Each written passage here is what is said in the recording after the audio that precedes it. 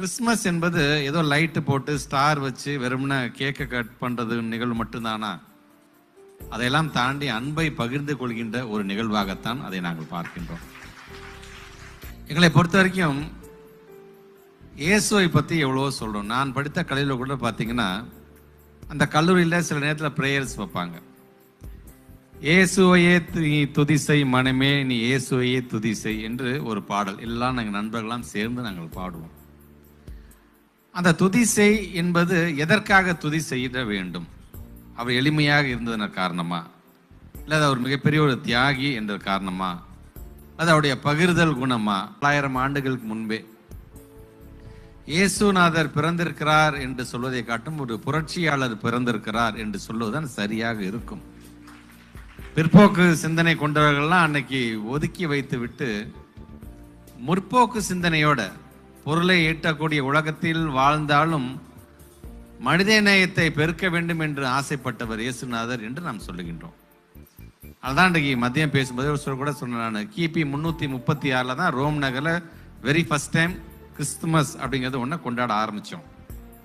இந்த குடில் வச்சு கொண்டாடுகின்ற காலம் எப்போ ஆரம்பிச்சிச்சுன்னா 1223ஆம் ஆண்டுல இருந்து அந்த குடில் வச்சு கொண்டாடிட வேண்டும் என்கின்ற ஒரு நிலையை நாம் உருவாக்கியிருக்கோம். ஸோ ஆண்டுகள் மாற மாற ஒரு மனிதன் வாழ்ந்திருக்கிறார், சொன்னது மாதிரி இரட்சகராக வாழ்ந்திருக்கிறார்.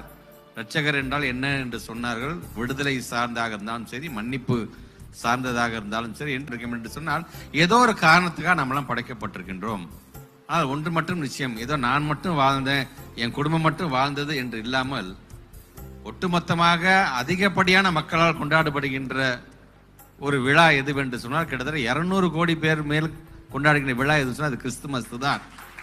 ஆக அப்படிப்பட்ட கிறிஸ்துமஸ் விழாவை கொண்டாடுகின்ற ஒவ்வொரு நல்ல உள்ளங்களும், அந்த கிறிஸ்துமஸ் விழாவை கொண்டாடுவது என்பது ஏதோ கிறிஸ்துவர் மக்கள் மட்டுமல்ல, அதுமாரி நம்பிக்கை வைத்திருக்கிற யாராக இருந்தாலும் சரி, அப்படி கொண்டாடுபவர்கள் கண்டிப்பாக தன்னுடைய சுயநலத்திற்காக தான் மட்டும் தன் குடும்பம் மட்டும் நன்றாக வாழ்ந்தால் போதும் என்று நினைக்கக்கூடியவர்களாக இருக்கவே மாட்டார்கள் என்பதை நான் ஆணித்தரமாக நான் சொல்வேன். அந்த பள்ளிக்கூடத்தையும் அதுக்கான ஆசிரியர் பெருமக்களையும் அறிவு சார்ந்து தந்தது யார் என்று சொன்னால் எங்களுடைய கிறிஸ்தவ மக்கள் தான் என்பதை நான் பெருமையோடு எடுத்து சொல்ல, அதில் மறுப்பதற்கு எதுவுமே இல்லை.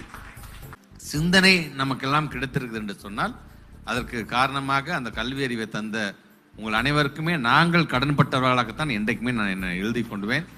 ஆக வருகை தந்திருக்கின்ற உங்களோடு சேர்ந்து என் குடும்ப மக்களோடு சேர்ந்து இந்த கிறிஸ்துமஸ் விழாவை கொண்டாடுவது எனக்கு ஒரு மிகப்பெரிய மகிழ்ச்சி.